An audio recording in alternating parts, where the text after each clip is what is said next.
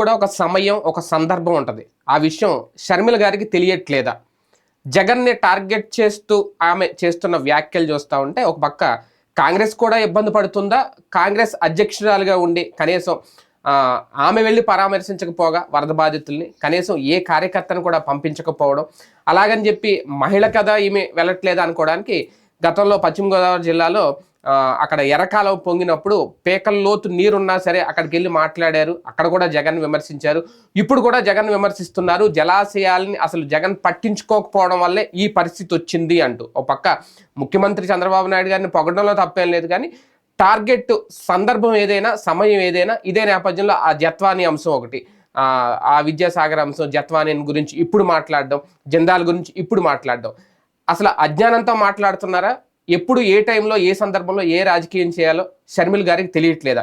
ఈ చర్చ ఇప్పుడు సోషల్ మీడియాలో ఇదే అంశం మీద చర్చించే ప్రయత్నం చేద్దాం. సార్, గతంలో చాలాసార్లు మాట్లాడుకున్నాం షర్మిల గారికి అంటే టైమింగ్ ఏమన్నా ఆమెకి మిస్ అవుతుందా? ఏ టైంలో ఏం మాట్లాడాలో తెలియట్లేదా? ఇప్పుడు ఫస్ట్ అంటే ఈ జెండాలు జత్వాని అంశం ఇప్పుడు రేజ్ చేయడం, ఒక పక్క కొట్టుకుపోతున్నారు. ఆమె ఒక బాధ్యత గల కాంగ్రెస్ పార్టీలో అధ్యక్షురాలుగా పిసిసి చీఫ్గా ఉన్నారు. ఆ విషయం పక్కన పెట్టి దీని మీద వెళ్ళడం ఎలా చూడాలి? ఇందులో షర్మిలను అనడానికి నాకేమీ అనిపించట్లా. ఆమె తప్పేమీ లేదు. లేదా? ఒకప్పుడు అన్న వదిలిన బాణం, అవును. ఇప్పుడు జగన్ అన్న మీద బాబు వదులుతున్న బాణం. అంతే, సింపుల్. ఆవిడ బాణం అంతే, అంతే. ఒకళ్ళ చేతిలో బాణంగా ఉపయోగపడుతుంది. ఇది వరకు అన్న వదిలిన బాణం, ఇప్పుడు జగన్ మీదన బాబు వదిలిన బాణం, అంతే. అప్పుడు ఈయన వేరే వాళ్ళని గుచ్చాడు, ఇప్పుడు ఈయన గుచ్చుతోంది. అంతకు మించి వేరే ఏం లేదు. ఆమె తను త్యాగమయ్యి ఎవరో ఒకళ్ళకి ఉపయోగపడతా ఉంటుంది. ఆ ఉపయోగం ఏదో ఒక నాటికి తనకు అవుతుంది అన్నటువంటి ఆశతో. అంటే నిజంగా బాబు వదిలిన బాణమేనా? అన్న మీద కోపంతో బాబు చేతిలో అస్త్రంగా ఏమన్నా ఈవిడే మారిపోయారా?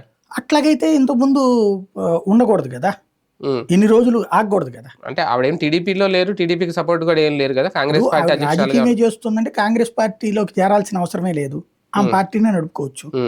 అన్న మీద గొడవ లేకపోతే, అన్న మీద శత్రుత్వం లేకపోతే, అన్నకి టార్గెట్ గా ఉండే వాళ్ళకి ఉపయోగపడకపోతే, మామూలుగా ఆవిడ పార్టీ వైఎస్ఆర్టీపీనే నడుపుకోవచ్చు, తెలంగాణలోనే పుంజుకోవచ్చు. మళ్ళీ అక్కడేం చేయలేదు కదా. పార్టీని విలీనం చేయడం కానీ, పార్టీ తరపున ఇక్కడ చేయడం కానీ ఆ రోజునే, అంటే ఫస్ట్ ఒక ట్రైల్ వేసింది కార్యకర్తలు నాయకులు అదని చెప్పేసి, కొంత ఖర్చు అయింది కానీ కనీసం డిపాజిట్ కూడా వస్తానన్న నమ్మకం ఆమెకే లేదు పోటీ చేస్తే. ఇక ఆ టైంలో మంచి ఆఫర్ వచ్చింది. ఇప్పుడు మనం చిన్న కంపెనీ పెట్టుకున్నాం, ఏదో ఇదని ఏమంటారు, స్టార్టప్ కంపెనీ. ఇది 1 కోటి, 1.5 కోటి, 2 కోట్లలో నడుస్తుంది. అకస్మాత్తుగా 100 కోట్ల రూపాయల ఆఫర్ వచ్చింది. ఏం చేస్తాం? దాంట్లో విలీనం చేసేస్తాం, అంతే కదా. ఇప్పుడు అదే చేసింది ఆవిడ. స్టార్టప్ కంపెనీ పెట్టింది, దాంట్లో కాంగ్రెస్ కంపెనీలో విలీనం చేసింది. ఆ తర్వాత చూసుకున్నప్పుడు ఆ పార్టీ వలన తనకు వచ్చేదేం లేదు, తన వల్లనే ఆ పార్టీ ఆశిస్తుంది. కాబట్టి పెద్ద పెట్టుబడిదారు కాంగ్రెస్ పార్టీ, అదొక షెల్టర్ పనికి వస్తుంది. దానివల్ల తను ఎంత పెద్ద లబ్ధి పొందింది ఎవరికి తెలియని విషయం. కాంగ్రెస్ ఇప్పుడు తెలంగాణలో అధికారంలోకి రావడం వలన, ఈ విలీనం ముందు చేయడం వల్ల ఆవిడ ఒక పెద్ద బెనిఫిట్ పొందింది. లోటస్ పాండ్ 8,000 కోట్లు ఉంటుంది, అది దక్కించుకున్నట్టేగా. దాంట్లో ఇప్పుడు ఆవిడే ఉంది. అంటే వారసత్వ ఆస్తుల భాగంగా వెళ్ళలేదు ఆవిడకి, ఇవ్వలేదు కదా. ఆమెది వేరే కదా, ఆమెకి ఇచ్చినవి వేరే. లోటస్ పాండు లేకపోతే బెంగళూరుది, ఈ రెండు జగన్ సొంత ఆస్తిగానే ఉన్నాయి. జగన్ అక్కడ వైఎస్ఆర్టీపీ పెట్టినప్పుడు ఎక్కడ ఉండాలి ఏంటి అన్నప్పుడు లోటస్ పాండ్ లోని పని చేసుకోమని చెప్పాడు. ఇప్పుడు అది ఆవిడ హస్తగతం అయింది కదా, అక్కడికి జగన్ వెళ్ళట్లేదు కదా. ఇప్పుడు జగన్ అందుకని బెంగళూరు తిరుగుతుంది. అంటే ఏంటి, 1 కోట్ల రూపాయల ఒక పెద్ద ఇది సంపాదించగలిగింది కాంగ్రెస్ వలన. ఆవిడకి జరిగిన అతిపెద్ద లబ్ధి అది. ఇప్పుడు జగన్ వెళ్ళి గొడవ పెట్టుకుని నువ్వు వెళ్ళు అని చెప్పేసి బయటికి సామాన్లు గెంటేసి వ్యవహారం ఏమి ఉండదు కదా. ప్రభుత్వం అక్కడ సహకారం అమ్మాయికే ఉంటది కదా. రెండవది, అక్కడ ఆ ప్రభుత్వాధినేత అయినటువంటి రేవంత్ రెడ్డి ఎవరికి శిష్యుడు? చంద్రబాబుకి శిష్యుడు. కాబట్టి బాబు ప్రయోజనాలకు పనిచేసి పెడితే ఆవిడికి మరింత ఆదరణ ఉంటది, కావాల్సిన పని జరుగుతుంది. సింపుల్ లాజిక్ అది. అందులో ఉభయ కుశల జగన్ మీద కసి కనిపిస్తుందా? ఆమె తీసుకుంటున్న నిర్ణయాలు, చేస్తున్న వ్యాఖ్యలు ఆవిడ అజ్ఞానం కనిపిస్తుంది? రెండు కాదు, బాబు ఆలోచనలకు అనుగుణంగా. ఇప్పుడు ఇదివరకటి రోజుల్లో ఏదైనా మేజర్ ఇన్సిడెంట్ వచ్చినప్పుడు బాబుకి అగెనిస్ట్ గా అనిపించే టైంలో పవన్ కళ్యాణ్ వచ్చేవాడు. పవన్ కళ్యాణ్ వచ్చి ఆ ఇష్యూ అంతా జగన్ని టార్గెట్ చేసేవాడు. తద్వారా ఇష్యూ అటుకెళ్ళిపోయేది. అదొక వ్యూహం. అంటే జగన్ మీద కచ్చి లేకుండానే ఈ జిందాల్ కేసు ఇప్పుడు సడన్ గా ఆమె టేకప్ చేసుకోవడం, నేనంటోంది సపోర్ట్ చేయడం. బాబు వ్యూహంలో భాగంగా ఒక్కొక్క టైంలో ఒక్కొక్క అస్త్రం వాడతారు. ఆ అస్త్రాల్లో ఒకప్పుడు పవన్ కళ్యాణ్, ఇప్పుడు షర్మిల. ఇప్పుడు జిందాలు ఈవిడ మాట్లాడింది, మరి అమ్మాయి జిందాల మీద ఎందుకు కేసు పెట్టలా? కుక్కల విద్యాసాగర్ మీద ఎందుకు కంప్లైంట్ ఇచ్చింది? తనను మోసం చేసింది జిందాలు, తను ఆ కేసు నుండి తప్పించడానికి కుట్ర పని ఇక్కడ తప్పుడు కేసు పెట్టారు.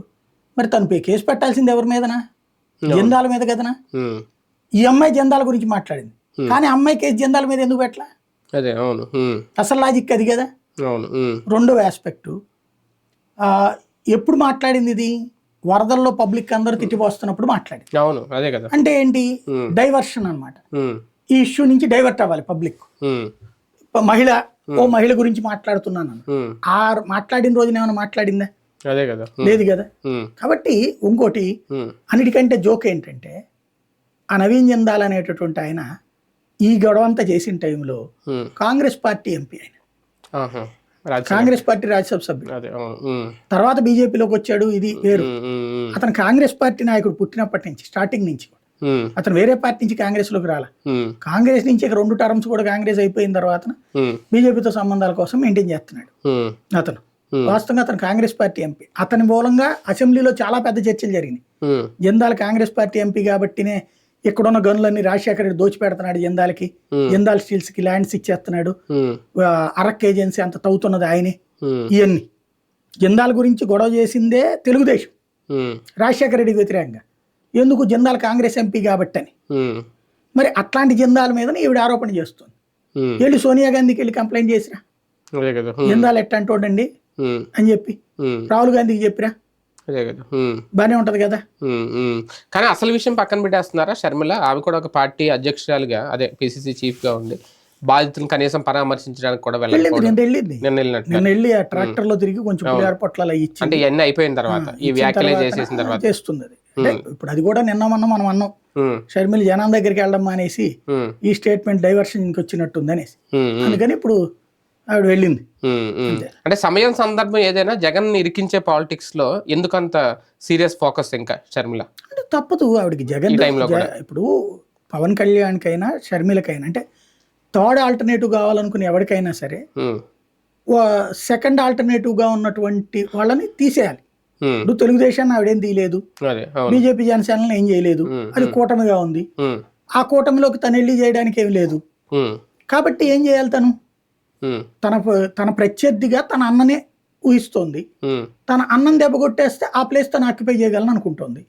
ఇప్పుడు తన అన్నకు వచ్చింది రాజశేఖర రెడ్డి అభిమానులే కదా వారసత్వంగా, కాంగ్రెస్ పార్టీనే కదా వారసత్వం వచ్చింది. తను కాంగ్రెస్ అధ్యక్షురాలి హోదాలో ఆ కాంగ్రెస్ ఓట్లని తన వైపు తెప్పించుకోగలను అనుకుంది, అన్నని ఓడగొట్టగలను అనుకుంది. అన్నని ఓడగొట్టింది చంద్రబాబు, అందులో నిన్ను ఒక పావుగా వాడతారన్నట్టు విషయం తెలియదు ఆమెకి. తెలుసు. ఆవిడేం ఎక్స్పెక్ట్ చేసిందంటే కనీసం ఒక 7-8% ఓట్లు వచ్చేస్తాయి నా వల్ల కాంగ్రెస్ పార్టీకి, తద్వారా అంతకుముందు 1.5%తో పోల్చుకుంటే ఇంత తెచ్చినటువంటి ఘనతతో భవిష్యత్తులో కాంగ్రెస్ పార్టీ మంచి ఛాయిస్ ఇస్తుందని ఎక్స్పెక్ట్ చేసి. కానీ ఆవిడకి అనూహ్యమైన దెబ్బ ఏంటంటే దారుణంగా దెబ్బతింటాం, డిపాజిట్లు కూడా ఎక్కడ రాకపోవడం. ఇలాంటి సిచ్యువేషన్ లో ఆవిడకి ఒక మైనస్ అయింది. అది కవర్ చేసుకోవాలంటే ఏం చేయాలి? ఇప్పుడు ముందు అన్నని ఏది మెయిన్ స్ట్రీమ్ లోంచి అన్నం తీసేస్తే, ఇప్పుడు ప్రస్తుతం అన్న ఉన్నాడు కాబట్టి ఇంకా రాజకీయాల్లో నడుస్తుంది. ఆవిడ ఆశ ఇట్లాగే పదే విమర్శలు చేస్తూ అన్నకు వ్యతిరేకుల్ని, అన్న పార్టీలో ఉన్న వీళ్ళందరితో ట్రాప్ మెయింటైన్ చేస్తుంటాను. ఇదంతా ఏదో ఒక రోజున జగన్ ని లోపలేవిచ్చేస్తారు చంద్రబాబు, ఏదో ఒక కేసుల్లో బయటికి రాకుండా చూసుకోగలుగుతాడు. అప్పుడు వాళ్ళందరికీ తను దిక్కు అవ్వాలి వైసీపీకి అనేది తన ఆలోచన. ఇప్పుడు ఈ ప్రభుత్వం వచ్చి ఒక 3 నెలలు, అంతకు ముందు ఒక 3 నెలల క్రితం అనుకుంటా కదా ఈమె కాంగ్రెస్ పార్టీలో చేరింది. దాదాపు ఒక 6 నెలలు అవుద్దేమో, రఫ్గా ఒక 6 నెలలో 7 నెలలు అవుతుంది. ఈ 7 నెలల్లో కాంగ్రెస్ పార్టీ కోసం ఆమె చేసింది అంటే, కాంగ్రెస్ ఆమె వస్తే కాంగ్రెస్ ఏమైనా డెవలప్ అవుతుంది, అధికారంలోకి వచ్చేస్తుందని కాదు, కానీ గతంతో పోలిస్తే కొంచెం జోష్ వస్తుంది, కొత్త వాళ్ళు ఎవరైనా వస్తారేమో అనుకున్నాను. అవి ఏమీ కనిపించట్లేదు. అంటే ఒక రకంగా పార్టీలో కొంతమంది కూడా షర్మిల గారి నిర్ణయాల మీద, షర్మిల మీద వ్యతిరేకంగా ఉన్నారు అనేది. అంటే ఇక్కడ 2 కోణాలు ఉంది. కాంగ్రెస్ లోకి ఆవిడ రావడం వల్ల ఒక మంచి జరిగింది. బేసిక్ గా సిట్టింగ్ ఎమ్మెల్యేలు, సిట్టింగ్ ఎంపీలు వచ్చి పోటీ చేశారు కాంగ్రెస్ తరఫున, అంటే అది ఆవిడ సక్సెస్. సిట్టింగ్ కాంగ్రెస్ అనే దానికి 1% ఓట్లు ఉన్నటువంటి పార్టీకి ఏకంగా సిట్టింగ్ లో వచ్చి చేరారు, అది గొప్ప సక్సెస్ కదా. అయితే ఆవిడ ఎక్స్పెక్ట్ చేసింది ప్రజల స్పందన ఇంత దారుణంగా ఉంటుందని ఎక్స్పెక్ట్ చేయలే. జగన్ మీద వ్యతిరేకత ఉంది, అదంతా తెలుగుదేశంతో పాటు నేను కూడా పంచుకోగలను అనుకో. తీరా చూస్తే ఆవిడికి ప్రజలు అది పంపిణీ చేయలే. ఈవిడ విమర్శించినా లేకపోతే ఇంకొకళ్ళు ఎవరన్నా విమర్శించినా, కమ్యూనిస్టులు విమర్శించినా వాళ్ళని ఆల్టర్నేటివ్ గా చూడాల. జగన్ అనే వాడిని గద్దెదించడానికి ఆల్టర్నేటివ్ అంటే తెలుగుదేశం కూటమి అని అనుకున్నారు. ఆ ఇంపాక్ట్ పనిచేసింది అతనికి, అమ్మాయికి, ఈ అమ్మాయికి దెబ్బేసి. కాబట్టి ఇప్పుడు అందుకని నెక్స్ట్ ట్రిప్కి వచ్చేటప్పటికి తేడా వస్తుంది కదా. ఈ లోపు ఆ ఫైట్ లో నుంచి అన్నని పక్కకి తప్పించాలన్నది ప్రధాన ఉద్దేశం. అందుకోసమే అంటే ఒక జగన్ విమర్శించడం, జలాశయాల విషయంలో ఇంకో విషయంలో జగన్ తప్పబడుతుంది తప్ప కాంగ్రెస్ పార్టీ కోసం ఆమె ఇండివిజువల్ గా డెసిషన్ ఏం తీసుకోలేకపోతున్నారా? అంటే ఇంకేం చేస్తారు, కాంగ్రెస్ పార్టీకి ఇక్కడ ఏం లేదు సీను. ఏదో ట్రై చేసింది, అవ్వలేదు. కాబట్టి కనీసం తెలుగుదేశానికి ఉపయోగపడితే భవిష్యత్తులో ఇప్పుడు చంద్రబాబు గారికి ఒక కాన్సెప్ట్ ఉంది అక్కడ. రేపు ఎప్పుడైనా బీజేపీ తను అడిగినట్టు పని జరగకపోతే ఐఎన్డీఏ కూటమికి వెళ్తారు. ఈవిడ ఇప్పుడు ఇద్దరు ఆయన తరపున కాంగ్రెస్ లో పనిచేస్తుంటారు. ఒకళ్ళు రేవంత్ రెడ్డి, రెండు షర్మిల. ఇద్దరు సోనియా గాంధీ, రాహుల్ గాంధీ వీళ్ళతో బాగా క్లోజ్గా ఉంటారు. తేడా వచ్చిందంటే అడిగి రెడీ అవుతారు. అందుకని రేపు మెయింటెనెన్స్ కంటిన్యూ అవుతుంది. షర్మిల కాంగ్రెస్ లోకి రావడానికి కారణాలు చంద్రబాబు కూడా. అంటే కాంగ్రెస్ పిసిసి చీఫ్ గా షర్మిల కాకుండా ఆ ప్లేస్ లో ఎవరున్నా ఇంకో ప్రతిపక్ష పార్టీని విమర్శించడమే తప్ప అధికార పార్టీని ప్రశ్నించే పరిస్థితి ఉండదా ఒకవేళ భవిష్యత్తులో? అంటే మీకు ఇక్కడ జగన్ మీదనే ద్వేషిస్తారు వీళ్ళందరూ కూడా. 2014 నుంచి చూసినా కాంగ్రెస్ పార్టీలో ఉన్న ప్రతి ఒక్కళ్ళు కూడా జగన్నే ద్వేషిస్తారు. చంద్రబాబుని ఇక్కడ వాళ్ళు ప్రేమిస్తారు కాంగ్రెస్ వాళ్ళు. ఎందుకంటే ఇక్కడ ఉన్న కాంగ్రెస్ లో ప్రస్తుతం మిగిలిన వాళ్ళందరూ కూడా తెలుగుదేశం అభిమానులైనటువంటి కాంగ్రెస్ నాయకులు. ఒరిజినల్ వాళ్ళు అందరూ ఎప్పుడో వైసీపీకి వెళ్ళిపోయారు. మిగిలిన వాళ్ళు తెలుగుదేశంలో ప్లేస్ లేక, స్పేస్ లేక, సుదీర్ఘకాలం పాటు లైమ్ లైట్ లో ఉన్న పేరు వదులుకోలేక కాంగ్రెస్ లో కొనసాగుతూ బాబు గారిని అభినయం. ఇప్పుడు సిపిఐ, సిపిఎం, కాంగ్రెస్ ఈ మూడు కూడా తెలుగుదేశం పార్టీకి సంబంధించిన మరొక కూటమి. ఆంధ్ర రాజకీయాల్లో స్పెషల్ ఏంటంటే మూడు ఉన్నాయి. 2 కూటములు, ఒక సింగిల్ పార్టీ. ఒకటి ఎన్డీఏ కూటమి, పూర్తిగా బాబు మద్దతు. రెండవ కూటమి కాంగ్రెస్ కూటమి, కాంగ్రెస్, సిపిఐ, సిపిఎం. ఇది కూడా చంద్రబాబుకే మద్దతు. అప్పుడప్పుడు ఓ చొరకేస్తారు అంతే. వాళ్ళు సంపూర్ణంగా మద్దతు ఇస్తారు. ఈ 6 కూడా ద్వేషించేది ఒక జగన్మోహన్ రెడ్డిని. వీళ్ళందరి యొక్క ఏకైక టార్గెట్ జగన్ అధికారంలోకి రాకూడదు, జగన్ రాజకీయ సమాధి అయిపోవాలి. అందులో ఇప్పుడు ఆ లీడ్ ఇదివరకు రామకృష్ణ గారు తీసుకునేవాడు. ఈ మధ్యన రామకృష్ణ గారి కెపాసిటీ చాలట్లేదు జనంలో. షర్మిలను ముందు పెడుతున్నారు అంతే. ఒక రకంగా వరద బాధితుల పరామర్శ విషయంలో కాంగ్రెస్ పార్టీ వెనకబడిందని అనుకోవాలి. అంటే ఆలస్యంగా స్పందించడం చేస్తారు పాపం వాళ్ళు మాత్రం. డబ్బులు ఉండాలి, నాయకులు ఉండాలి కదా ఇప్పుడు చేయడానికి. నిజంగా చెయ్యాలనుకుంటే చెయ్యొచ్చు, కార్యకర్తలు అందరినీ అడ్డుపెట్టుకుని చెయ్యొచ్చు, చేయాలి. అదే కాంగ్రెస్ కార్యకర్తల నాయకుల్లో ఆ కమిట్మెంట్ ఉన్న వాళ్ళు చాలా మంది ఉన్నారు. కాకపోతే ఆంధ్రాకి సంబంధించి ఇప్పుడు ఈ ప్రజెంట్ ఉన్న వాళ్ళల్లో కాంగ్రెస్ లాంగ్ స్టాండింగ్ బయటికి పోకుండా ఉన్న వాళ్ళందరూ చాలా పవర్ఫుల్ వాళ్ళు, చిత్తశుద్ధి ఉన్నోళ్ళే, కమిట్మెంట్ ఉన్నోళ్ళే. వాళ్ళందరికీ ఈవిడ నచ్చట్లా. ఈవిడ అన్నని దెబ్బ కొట్టడం కోసం కాంగ్రెస్ ని వాడుకుంటోంది. ఒకప్పుడు జగన్మోహన్ రెడ్డి అట్లా వాడుకున్నాడు, ఇప్పుడు షర్మిల అట్లా వాడుకుంటుందని వాళ్ళ కోపం ఉంది. కానీ అధిష్టానం దగ్గర వాళ్ళ కెపాసిటీ అంత లేదు. ఈమె కంటే చరిష్మాటిక్ లీడర్స్ కాదు వాళ్ళు, అందువల్ల నడిచిపోతుంది. అందుకని వాళ్ళు కూడా సైలెంట్ గా ఉంటున్నారు ఏమనలేక.